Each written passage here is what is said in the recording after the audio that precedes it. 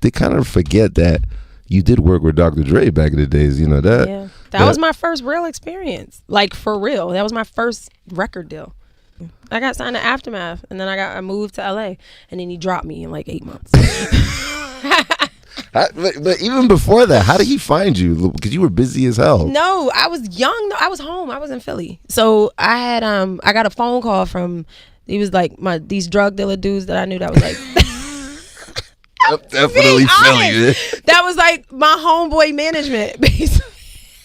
I love E, man. He is gangster, yo. Yeah. Go ahead, yo. It's the truth. yo, and so he was like, my boy called me. He was like, yo, we got, because this is when the whole Philly rise was coming up. Like literally all the Philly dudes was coming up, and they was like, yo, we got Dr. Dre's right hand man and like in town. Like we want you to audition for him, but we didn't tell him. And I was wow. How's that gonna go? Like whatever. So I was like, well, come pick me up, whatever.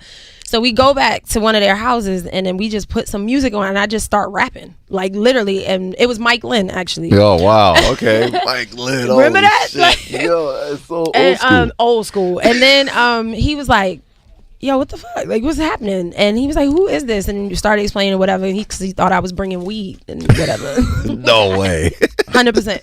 And so then he called Dre right there, like, yo, I think we found a girl, like right there. And literally, thank you.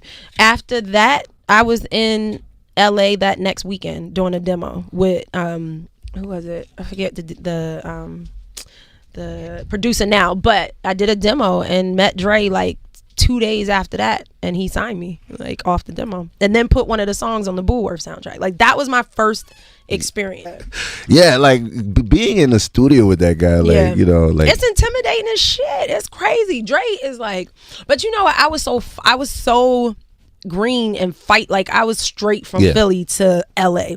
So he dropped me because I kept showing up to studio sessions I wasn't supposed to be at, trying to get on record. Oh, get out of here.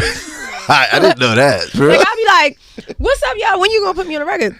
Like you got me all the way. Like I was feisty. I was doing way too much. And so I'm glad he dropped me, because I actually, if I had put out any music then, I wouldn't be here. I don't think I would, because I was Eve of Destruction then as well. Like it was a whole different vibe. So I'm actually happy he dropped me. Was that the first record, Let Me Blow Your Mind, that y'all worked on? Yeah, when I was with Rough Riders. Yeah, the first record, and that's the first hit. I think it was the first record we worked on. Holy Max! It was I think it was Blow Your Mind first, and then Satisfaction. Like I think it was that order. And then Scott Storch from Philly, is playing the keys on Blow Your Mind. Like that was my first producer when I was like 14. Man, that is amazing, man. Those side stories are amazing, man. Yeah. And then now you're like, you know, you're with the Illuminati now. You're like eating fruit and shit.